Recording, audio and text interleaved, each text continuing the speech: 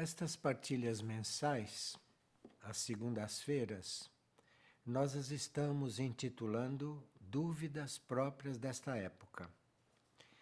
E esta de hoje é a número 4.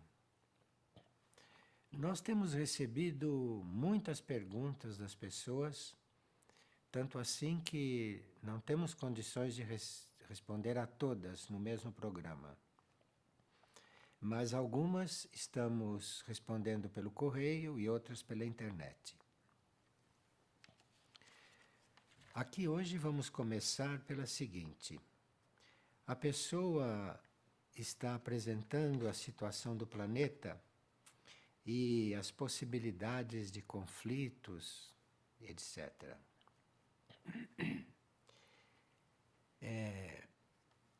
Nós temos que procurar dar a nossa contribuição a melhor possível, sem estar olhando e julgando o que os outros fazem. Cada um de nós é responsável pela própria parte. Então, à medida que temos consciência da situação do planeta, teríamos que cuidar de que a nossa parte seja a mais bem desenvolvida possível. Porque o que poderá acontecer é a soma de muitos fatores. E a reação da humanidade vai ser também a soma, a média de tudo aquilo que nós estamos reagindo. De forma que, antes de estar olhando se os outros não têm consciência, ou se os outros não estão reagindo bem, ou se os outros não estão colaborando com a situação geral, nós cuidemos da nossa parte e assim estaremos contribuindo.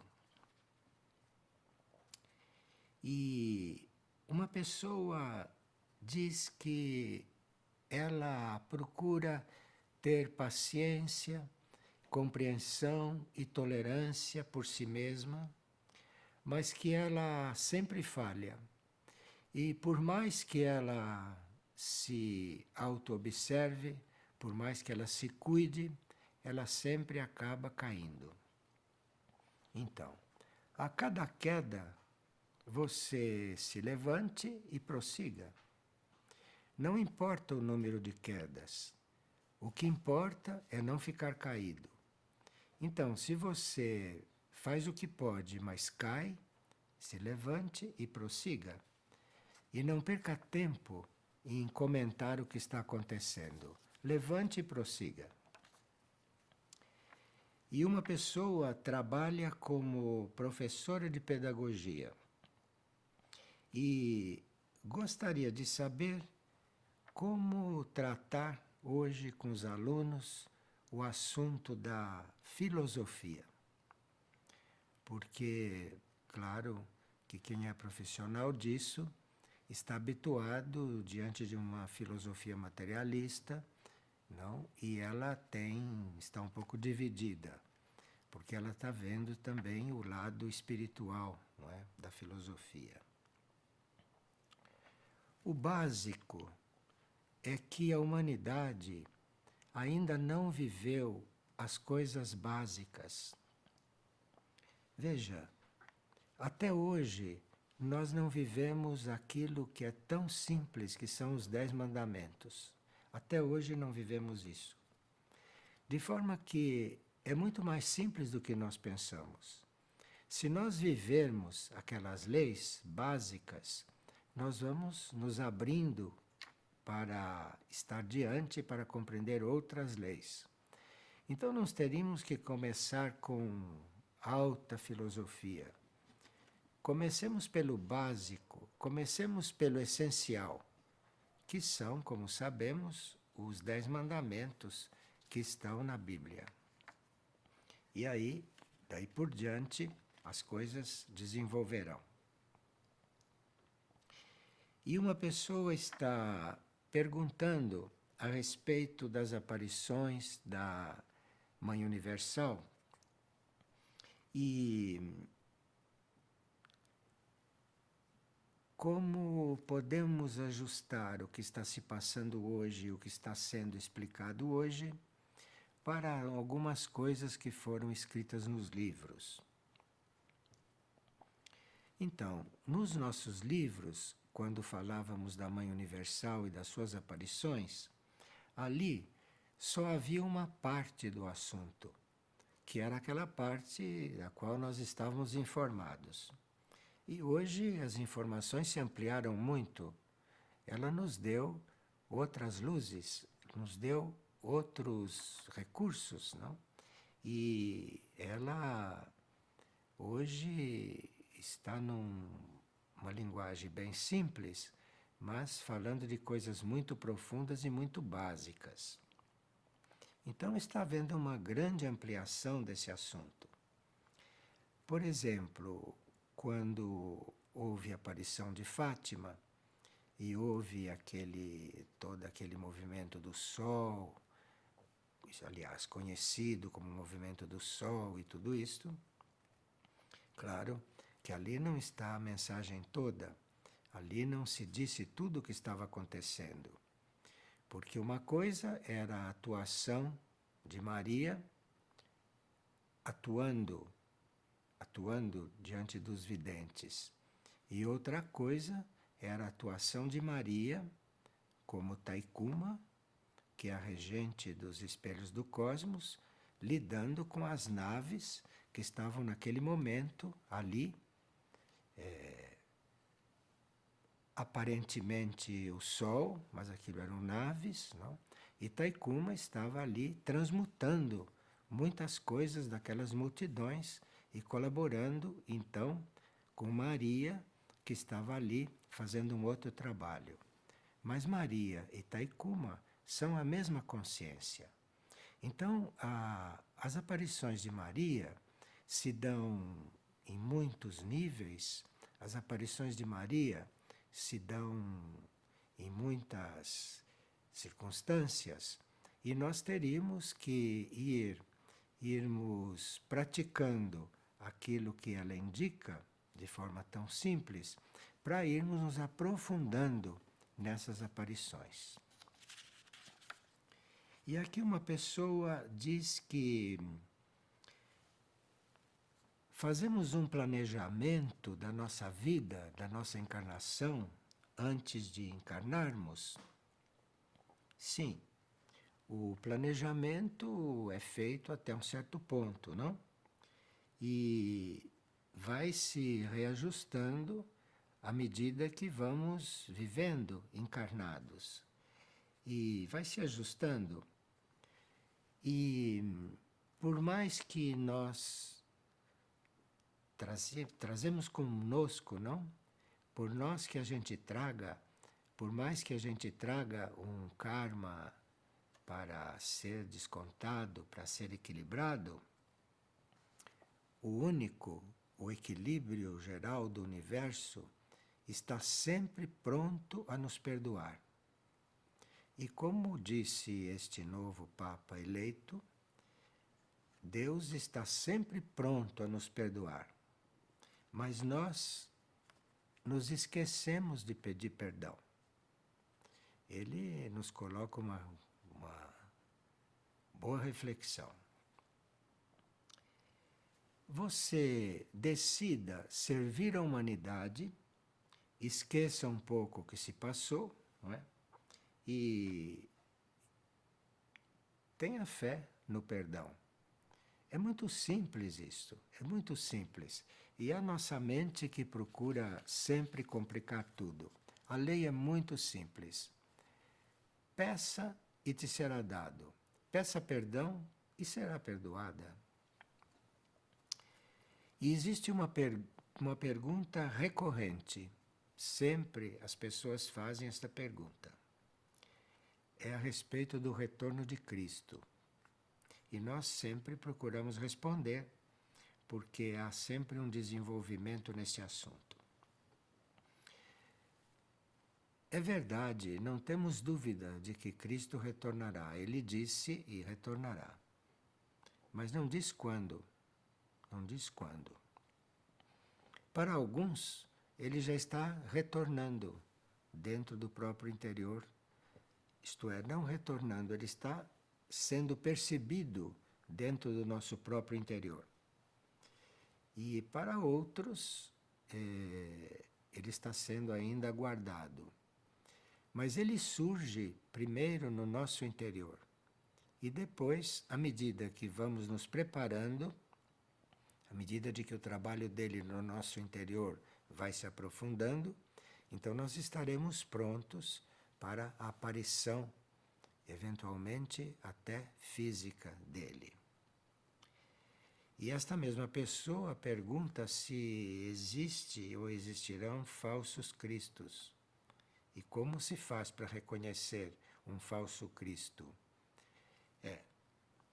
Um falso Cristo, por mais que seja hábil, em algum detalhe ele se trairá. Não há dúvida que ele se trairá. Então é preciso estar muito atento e com o coração muito puro, e com o coração puro nós saberemos distinguir. Mas a propósito deste aparecimento físico, que ele diz que haverá, não? Mas não se sabe quando, Helena Herrich, como sabemos, um grande canal não de contato com a hierarquia, diz que se Cristo reaparecesse hoje fisicamente, da morte ele escaparia, mas da prisão não escaparia. Então, é claro que nós não estamos preparados para recebê-lo fisicamente ainda, mas que ele prometeu que virá dessa forma. E uma pessoa está perguntando se nós podemos interromper a vida de um animal com uma doença terminal. Este assunto é bastante delicado e nós precisamos ter uma concentração muito especial para decidir nesses momentos. E o próprio animal vai dando sinais disso. O próprio animal vai dando sinais se ele ainda está adormecendo para sair do corpo, ou se ele já está saindo do corpo, não? Ou se ele já está quase fora do corpo.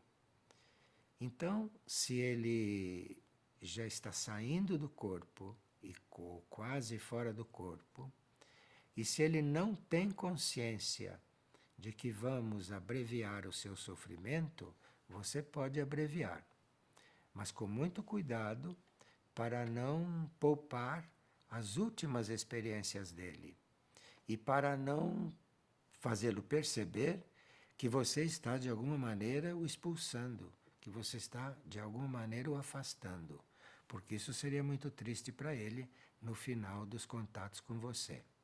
Então não é que não se possa abreviar. Você pode abreviar se ele já estiver numa inconsciência. Aí sim você pode aliviar o corpo dele.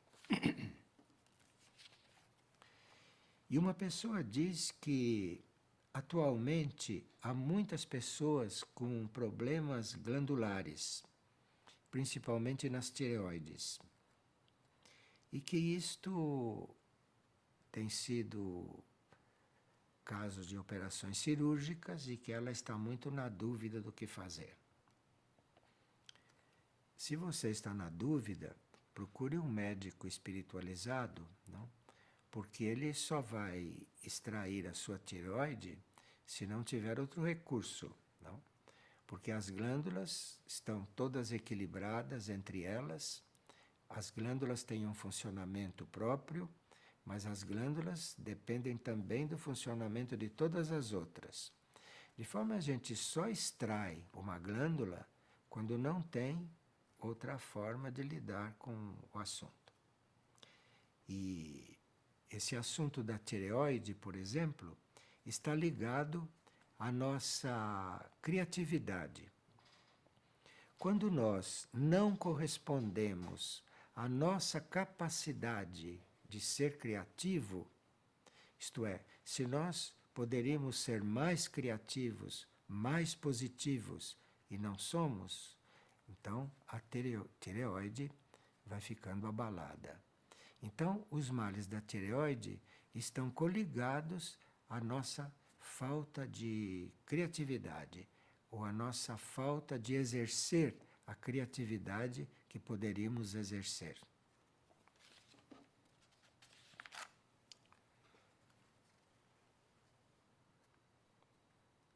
E uma pessoa está perguntando como é que ela faz percebendo tantos animais sendo sacrificados, não é?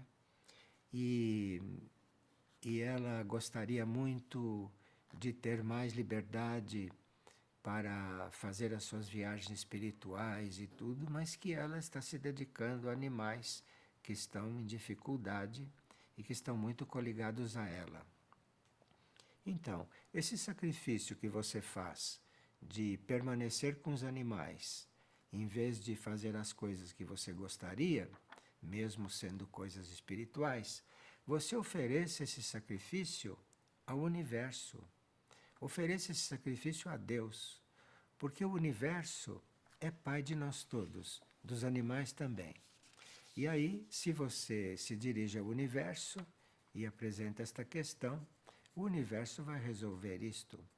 Ou você vai ser suprida sem deixar os animais para ir fazer os seus trabalhos espirituais, não é? Ou o seu trabalho com os animais se tornará o seu trabalho espiritual. E se você tiver consciência disso, você não vai mais ter esses problemas. Uma pessoa diz que há muito desperdício da água e ela sente que a humanidade teria que ter mais cuidado com isso. Sim. O que nós fazemos com a água é um desrespeito ao reino mineral, assim como desrespeitamos o reino vegetal, o reino animal e os nossos irmãos humanos também.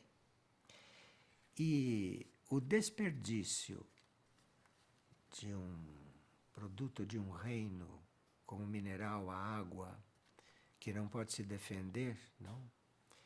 Que não pode evitar que você a desperdice, isso nós pagaremos ficando limitados em coisas que necessitamos. Então, todo desperdício, todo descontrole, toda inconsciência no uso dos minerais, dos vegetais, o nosso comportamento superficial com o reino animal e com o reino humano, nós pagamos isto com carências. Então, vamos ficando carentes daquilo que estamos necessitando.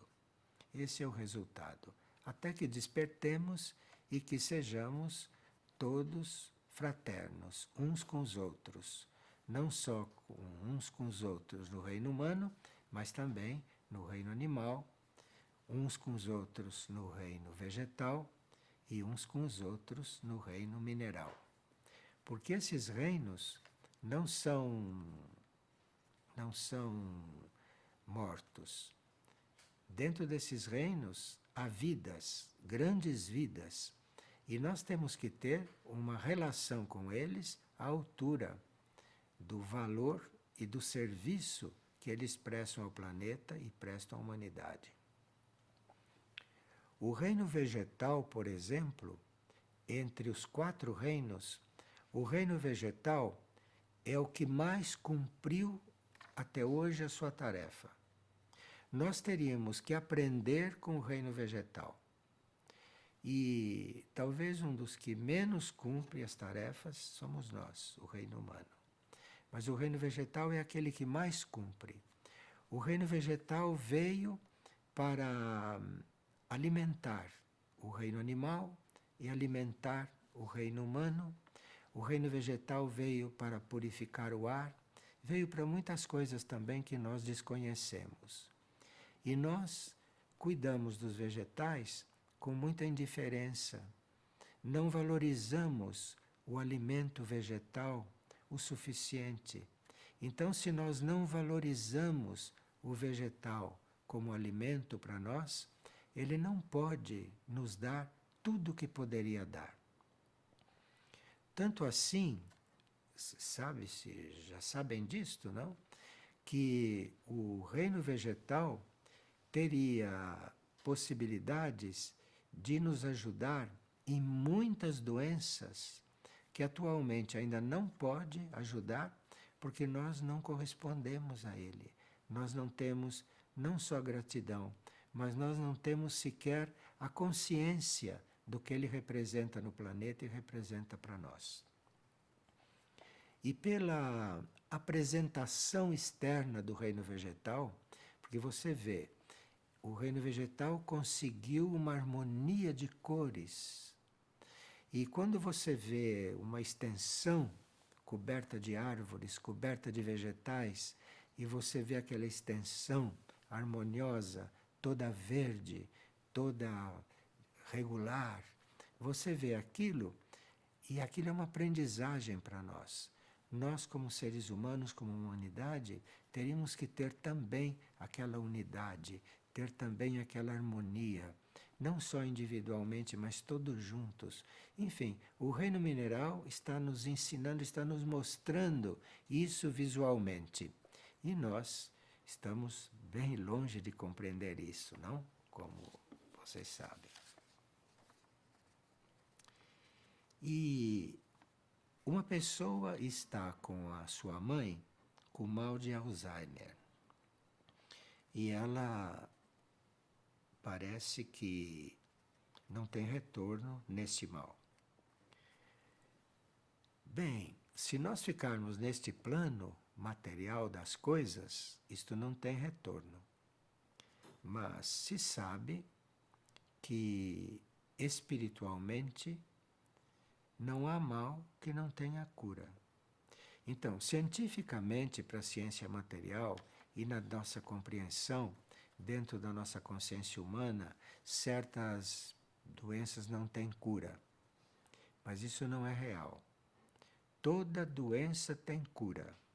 Nós é que precisamos saber como não precisar mais dela.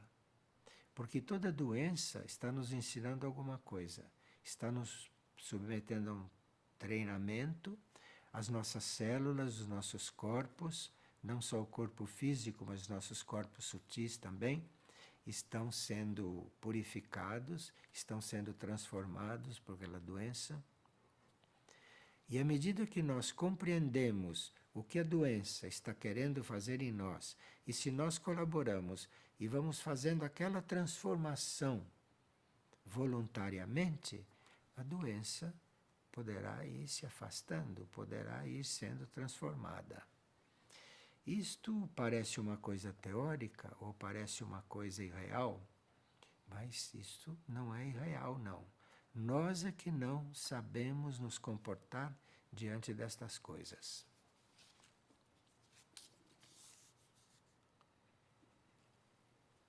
E uma pessoa está perguntando se o câncer é uma doença individual ou planetária. Sim, o câncer é uma doença individual e é também uma doença planetária. Há doenças planetárias, assim como o câncer. Uma doença se torna planetária quando a humanidade, por muitas épocas, por muitos ciclos, fez com que aquela doença se implantasse. Então, quando são uma grande parte da humanidade que faz coisas que produzam o câncer se torna uma ameaça planetária ou uma doença planetária. A causa do câncer não é de todo conhecida, mas nós sabemos que o câncer tem a ver com a violência. Então, quando nós contraímos um câncer ou quando um câncer começa a aparecer, é porque o nosso grau de violência passou dos limites.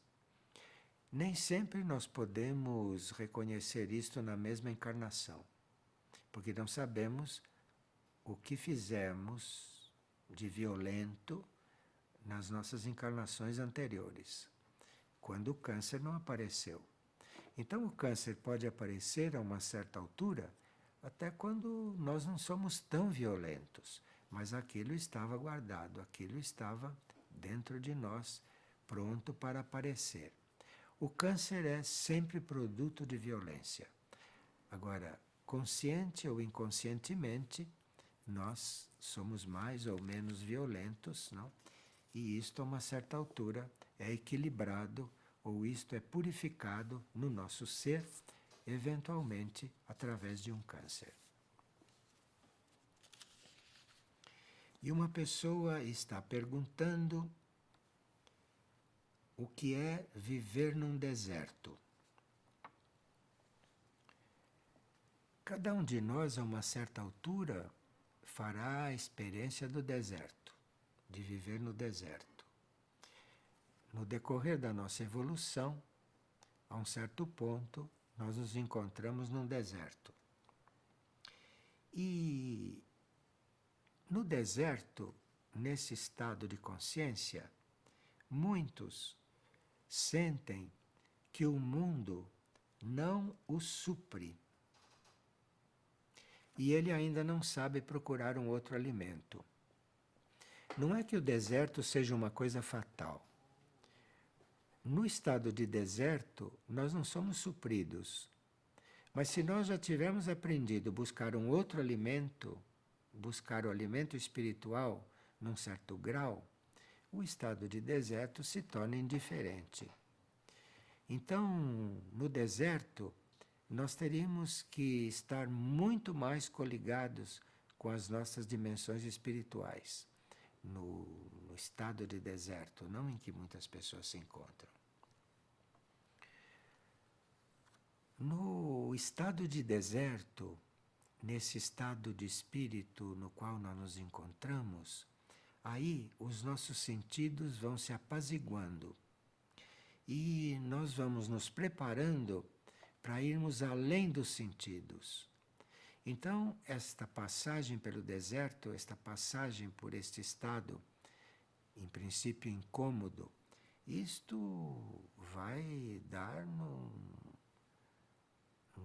apaziguamento dos nossos sentidos, não? E quanto mais se torna intensa esta solidão, mais nós temos a possibilidade de ir apaziguando os nossos sentidos, e quanto mais solidão nós sentimos, mais simples é a ligação nossa com os níveis superiores.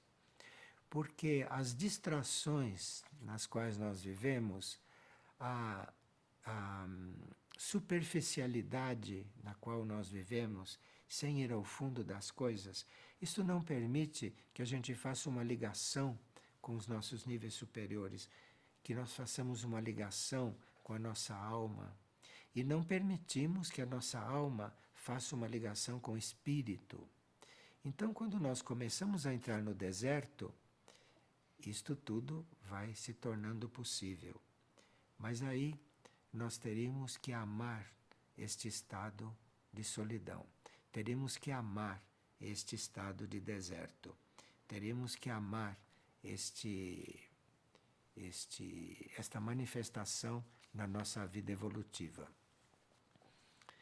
E esse estado de deserto, apesar de parecer eterno, quando ele está instalado, com isto nós vamos também treinando a estar na eternidade. Enfim, o estado de deserto é uma graça para quem sabe reconhecer isto e para quem aceita isto. E quanto mais isto é aceito, quanto mais isto é compreendido, mais curto ele se apresenta.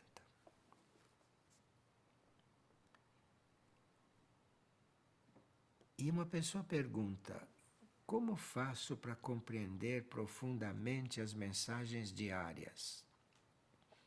Você vai compreendendo as mensagens diárias cada vez mais profundamente à medida que as vive. Então, aquilo que você compreende, você precisa viver. Aquilo que você compreende, precisa pôr em prática. E aí aquilo que você ainda não compreende ou nem percebe começa a emergir das mensagens. As mensagens são um curso secundário e às vezes superior. As mensagens que nós estamos recebendo de Maria e de Samana, essas mensagens não são um curso primário. Essas mensagens são um curso secundário para superior. E vão nos parecendo mais profundas à medida que nós as praticamos. E uma pessoa gostaria muito de saber o que é Maria, o que ela representa. Porque ela leu muitos livros teosóficos, leu muitos livros orientais, então ela tem uma série de conceitos a respeito do assunto.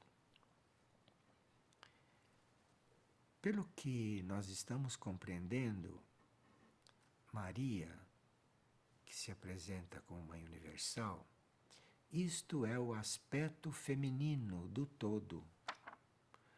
Isto é, Maria não é algo abaixo da síntese do todo. Maria é parte do todo.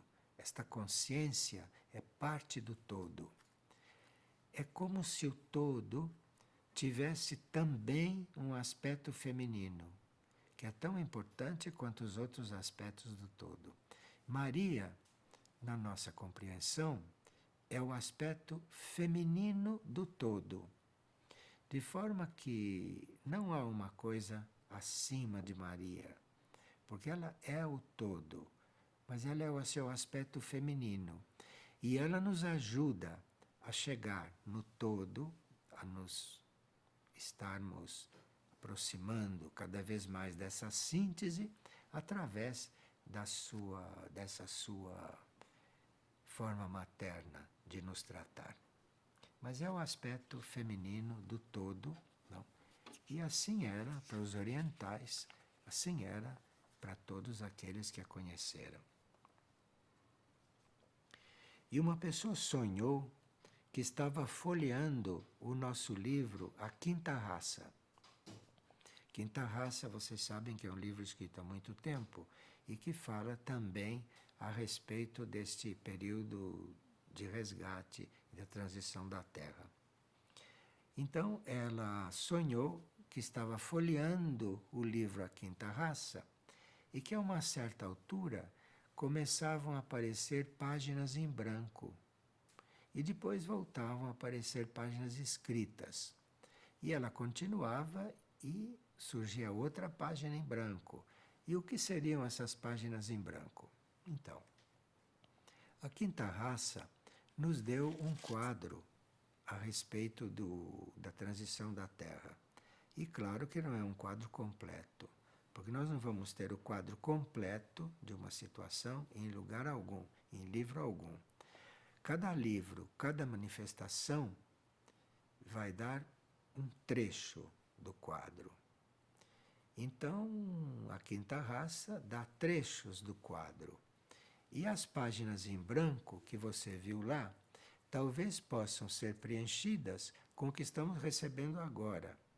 Então, na sua consciência, você vai recebendo o que hoje está sendo ofertado, e quando você ler de novo a Quinta Raça, você não vai mais encontrar essas páginas em branco.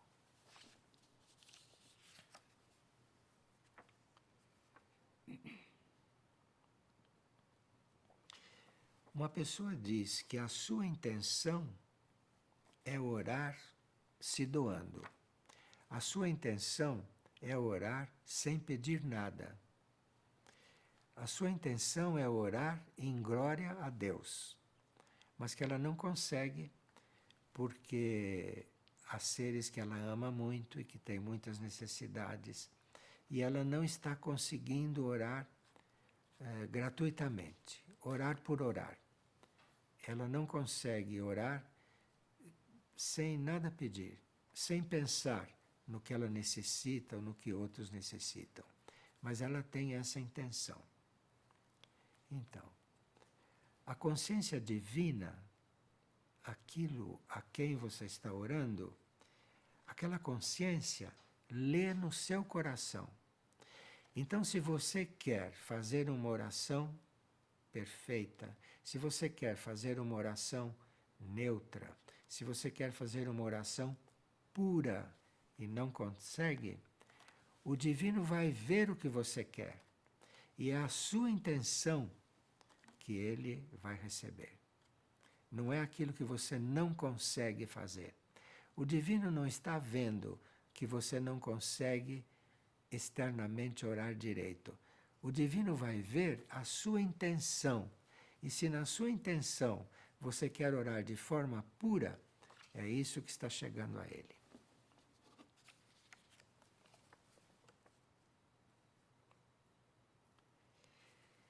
E a pessoa quer saber se é possível fazer a carreira universitária e ao mesmo tempo buscar o eu superior.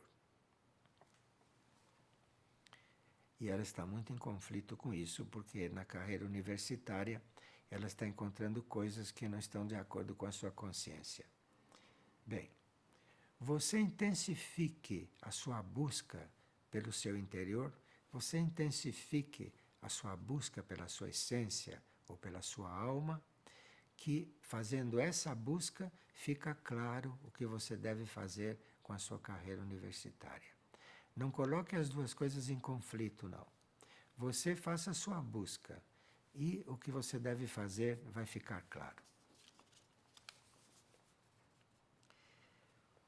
Como tratar nestes tempos os animais, principalmente cães e gatos, quando sentimos que eles estão se individualizando?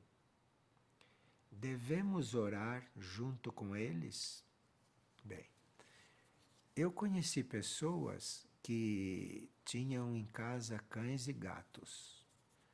E essas pessoas observaram que à medida que ela se firmava na oração, que os cães e os gatos ou iam se aproximando dela e ficavam em volta, ou ali onde eles estavam, eles ficavam muito tranquilos. Ela observou isto. Então, convidá-los para oração, não sei se é o caso, porque eu não sei se é assim que eles entendem. Eles têm uma outra forma de percepção. Então, quando você está orando, e está orando de uma forma desapegada, eles são atraídos pelo que você está emanando. Eventualmente, eles não têm a ideia de que você está orando e que eles querem orar. Eles não têm isso. Eles vão sendo atraídos por aquilo que você está irradiando. E eles vão se sentir muito bem na sua aura. Então você não precisa convidá-los a orar. Você se põe a orar e os deixe livres. E eles vão começar a participar da sua aura. E a sua aura orante vai fazer um trabalho na aura deles, porque eles também têm aura. Mas não é através da compreensão, e nem através do intelecto, e nem através da mente, porque eles ainda não têm isso totalmente formado. Eles vão ser atraídos por aquilo que você está emanando. E o que você emanar, você vai contribuir na evolução deles. Em uma partilha, se fala de evitar o quietismo. E a pessoa não sabe o que significa isto. O que nós chamamos de quietismo é um falso silêncio.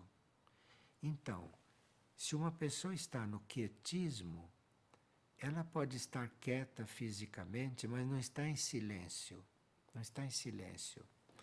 E o quietismo é algo que um pouco anestesiante. A pessoa fica muito calma, muito tranquila, é como se ela estivesse quase anestesiada. Ela está dentro do quietismo. E isto na vida de oração não é muito recomendável. Na vida de oração, nós não estamos buscando o quietismo, isto é, não estamos buscando esta forma de estar quieta, de estar quieta a ponto de estarmos um pouco indiferentes. Na vida de oração, nós estamos buscando o silêncio interior. O silêncio interior não é o quietismo. O silêncio interior é dentro do nosso ser. O quietismo é uma coisa na mente. É uma mente que quer ficar quieta, é uma mente que se hipnotiza e que pensa que está quieta, e você está ali muito quieta, numa posição muito harmoniosa, até com as pernas cruzadas, com as mãos postas, você está no quietismo, porque não está realmente no silêncio. O quietismo é um falso silêncio. Quando nós estamos nos disciplinando, como estamos procurando ficar disciplinados na oração, podemos sim passar por um período de quietismo, um período de falso silêncio. Mas você está ali quieta, bem quieta, aparentemente quieta, mas dentro de vocês estão acontecendo muitas coisas. Observar essas coisas nos amadurece. Observar isso nos amadurece. Então, se você se concentra para orar, você vai aprendendo, não, a ficar primeiro concentrada, e concentrada você vai entrando na oração, e depois é a oração que vai levando você ao estado no qual você quer chegar. Você orando não vai chegar onde quer chegar, porque você não dá ordens a essas energias. Você vai se dedicando à oração, você vai se entregando à oração. Você vai orando cada vez mais, muito mais sinceramente. Mas aí você está fazendo um movimento. E se esse movimento é sincero, se você está orando para se tornar melhor, se você está orando para servir melhor, se você está orando para Deus, não para você, então aí você vai ficando realmente em silêncio. E isso é completamente diferente de ficar quieta. Ficar quieta é o quietismo. E aqui uma pessoa nos remeteu alguns mandamentos que ela colheu nas mensagens de Cristo. E ela diz que existem as leis do céu e da terra, e que nós teríamos que saber distinguir as leis da terra das leis do céu. E que existem as leis do propósito divino, e existem as leis dos nossos propósitos. Por mais bem intencionados que sejam os nossos propósitos, saibamos que existe o propósito divino. Então você está entre o propósito divino e os seus propósitos. Não confunda as duas coisas. Depois existem leis celestiais e existem as leis destas terras. Eu não sei se nós podemos ir percebendo leis celestiais antes de cumprir as leis desta terra. Então parece que as leis desta terra não têm importância, porque eu estou visando as leis celestiais. Sim, depois das leis desta terra, vêm outras leis superiores, até as leis celestiais. Mas você não consegue chegar nas leis celestiais enquanto não viver as leis desta terra suficientemente entregues ao espírito da lei. Quando se diz viver uma lei da terra, nós estamos buscando o espírito daquela lei. Buscando o espírito daquela lei, você vai encontrando o caminho para as leis maiores, para as leis celestiais. E depois ela viu que existe uma lei maior de Deus. Sim.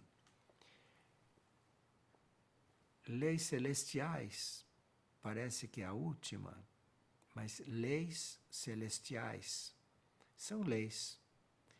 A lei maior de Deus está acima.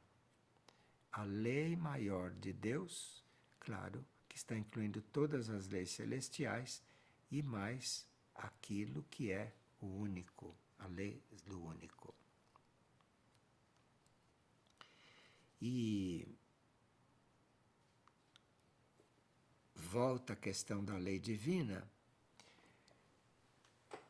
Existe uma nuance diferente entre divino, celestial, isso é uma questão de nuance, é uma questão de passos que nós temos que dar.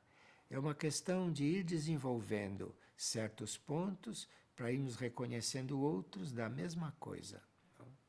Então, no único está aquilo que é celestial, está aquilo que é divino, está aquilo que é... No único está também aquilo que é humano, mas não humano como aqui. No único está aquilo que é a ideia para o humano aqui. Então aqui existe uma série de coisas imperfeitas, aqui existe uma série de coisas que estão no meio do caminho para se realizarem. Nada poderia existir aqui, na Terra ou em qualquer outro mundo, nada poderia existir aqui se não estiver na ideia do único. Então tudo que existe aqui existe na ideia do único. Mas quando esta ideia vai se manifestando, vai descendo de nível em nível, aparecem como as coisas aparecem aqui. Então é por isso que nós sabemos que nós estamos numa condição no planeta Terra, nós estamos num nível evolutivo no planeta Terra, que é para ser transcendido. Então aqui nós estamos num estado de consciência, aqui estamos numa situação, aqui estamos numa situação, numa atitude que é sempre para ser transcendida. Nenhum ser que está na Terra deve estar satisfeito. Os seres que estão na Terra devem estar gratos por estar aqui, porque isto é um tipo de escola que existe no cosmos. É um tipo de escola. Mas isso é uma escola na qual nós não precisaríamos ficar muito tempo. Aqui, quanto mais rapidamente nós compreendemos que isto é uma escola e que há sempre outros degraus além, tanto melhor. Então aqui nós temos as leis terrestres, temos as leis materiais, temos as leis mentais, temos as leis morais, não é? Temos as leis religiosas, temos todas essas leis aqui disponíveis. E à medida que nós vamos discernindo e aplicando estas leis, então nós vamos chegando a leis maiores. E aí conhecemos leis divinas, leis celestiais, leis cósmicas e a lei. A lei. Estamos um pouco longe disto, mas se estamos tentando nos aproximar, tentando chegar lá, é um bom sinal. É um bom sinal. Porque algo deve nos responder. Algo deve nos responder e nos ajudar muito a fazer toda essa escalada. E a pessoa termina dizendo, não que o poder do todo, não é? O poder do todo me dê uma graça. Isto é muito real, muito real. E esta graça que o todo pode nos dar é algo que nós podemos compreender até certo ponto. Não? Graça é algo que podemos receber e que ela chegando e nós recebendo, ela resolve qualquer coisa. De forma que isto é muito misterioso, a graça em si é muito misteriosa, mas a graça nós temos que nos abrir a ela, nos abrir a ela. E só com o fato de nos abrirmos à graça, algo começa a acontecer. E à medida que a graça vai descendo, à medida que a graça vai nos permeando, tudo aquilo que deve ser resolvido vai sendo resolvido. Mas nós precisaríamos ter a habilidade, no princípio, e depois termos a humildade de não querermos resolver as coisas. Nós teremos que ter a humildade de pedir que as coisas sejam resolvidas. E aí vamos sentindo a presença da graça. É disso que se trata. Começar a sentir a presença da graça. Porque daí por diante as coisas vão fluindo como estão na mente de Deus. Obrigado.